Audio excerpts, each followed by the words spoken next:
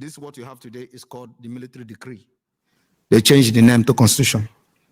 Rather, a shameless charade aimed at subjugating the people by favor ethnic Fulani.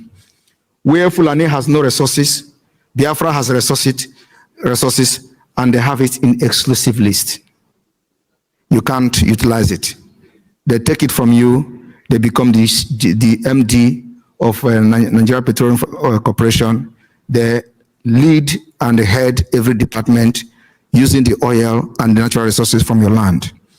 I was watching a Ebonyi State governor who was asked, how much do you generate from salt as the salt of the nation? He doesn't know. He said, it is Abuja people that knows how much they make in the salt. Because it is in exclusive list.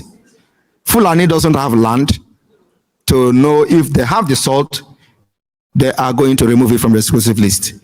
Yet, in state of the north, there is gold. They mine the gold for themselves. And no Nigeria government, federal government, poke nose into it. But the state governor in Ebonyi State doesn't know how much they make in the salt, from the salt. This is very outrageous revelation that should wake the subconsciousness of every Biafran, because it is happening in other states as well, not just in Ebonyi. There are states in Biafra land that are oil producing states. They don't know what is going on. In the face of brazen display of injustice, subjugation, marginalization, discrimination, deprivation, it is abnormal not to agitate. That's what we're doing today. The course it takes depends on how the oppressors choose to respond.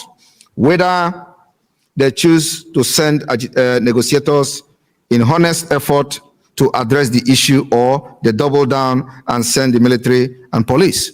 Today, they have tried to bribe me with trillions of Naira. Instead of addressing the reason, I am telling you the fact, they have, just last week, I got the information that they are ready to make me the richest man in Africa.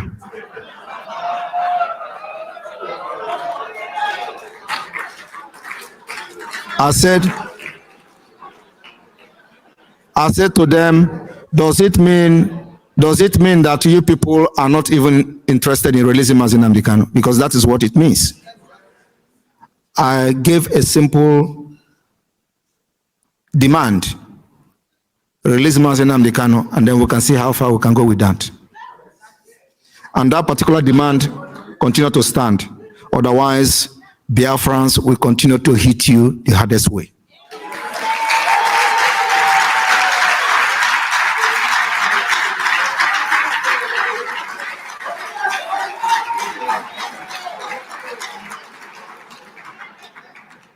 As it turned out, our host for this convention, Finland, fought their own war for their own freedom.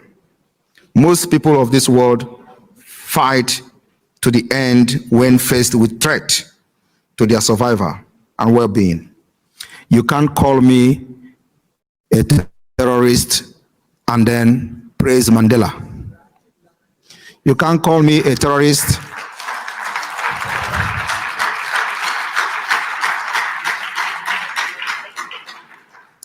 and make Gandhi a legend.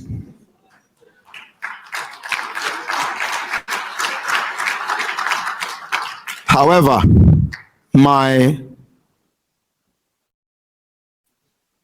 dream is to become more powerful than them.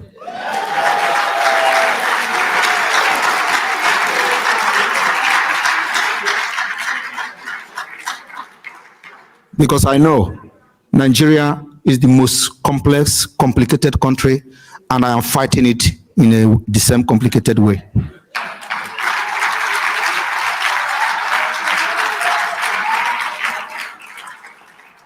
I told them I will remain the equation they will never solve.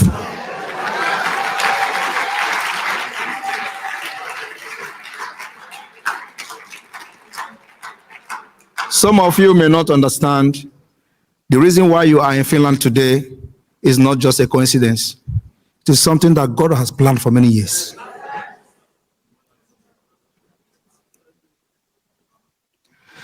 I don't care how the Webster. Peace up,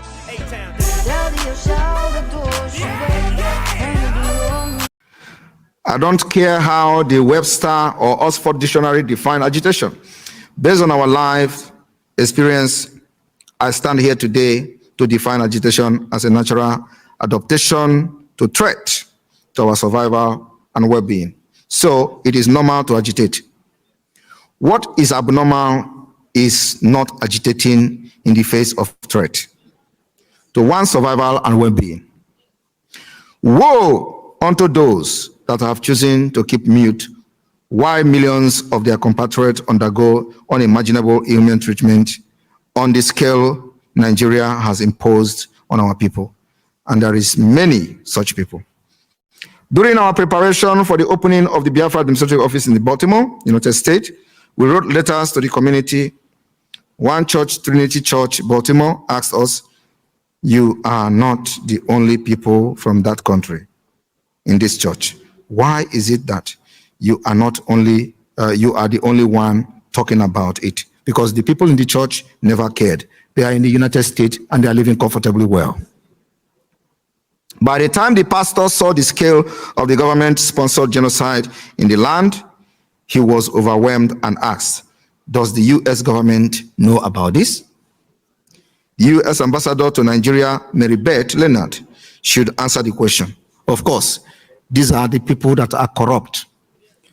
If Finland is a corrupt country, by now, a lot of things would have happened. Or you know.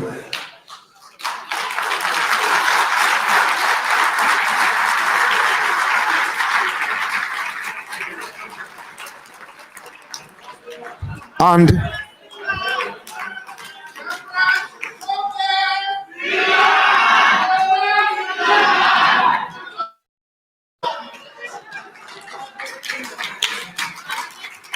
I will be in this country and liberate Biafra.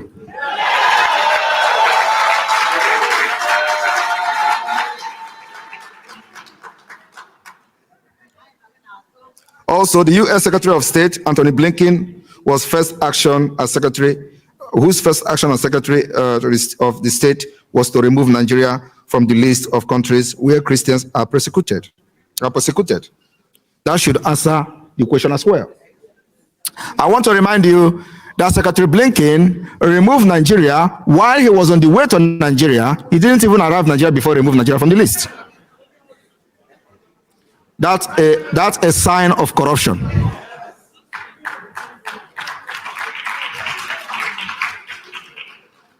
Of course,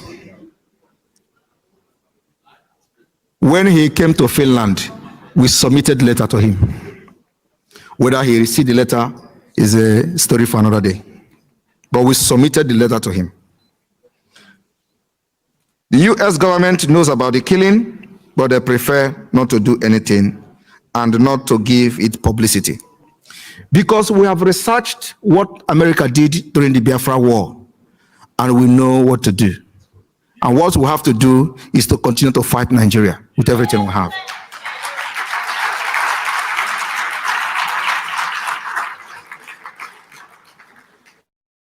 And the way we are going to fight Nigeria is not the way we fought Nigeria in 1967.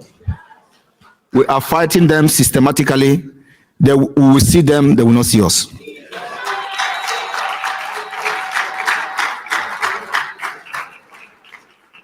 They understand that publicizing it will result in the citizens forcing them to do something.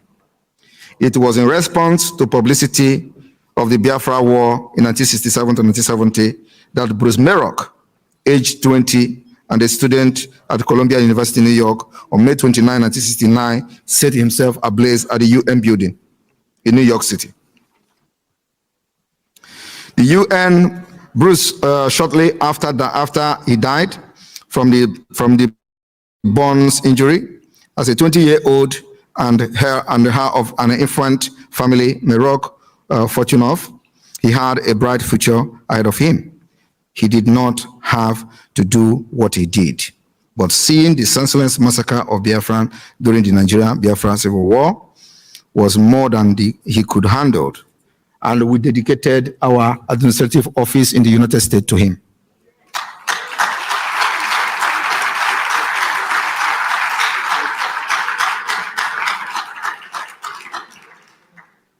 He could not understand why the world, and in particular the United States of America, could let extreme wickedness go on for so long as obnoxious image of man inhumanity to man, as exemplified by death and destruction, and millions of Biafran children dying from kwashiorkor were shown on television around the world. This something that people did not know was that America was actually doing something, but we didn't know about it. The people piloting the Biafra war didn't have knowledge about what was going on. The United States had to turn down Gowon requests not to send aid to Biafra. Things were actually turning to the Biafra side. Gowon had knowledge because of the saboteurs that are close to the American government, but Ojukwu didn't have access. So as this was going on, when Gowon knew that America was turning its back, he hurriedly deceived the people on ground to give up the war. And that was actually what happened. So America, although they started reacting late, but whether they were actually doing something for Biafra, yes, we have come across the secret document.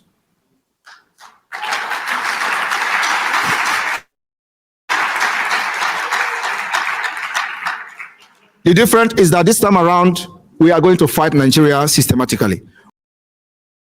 Tips on how to manage your chop money wisely. Stick to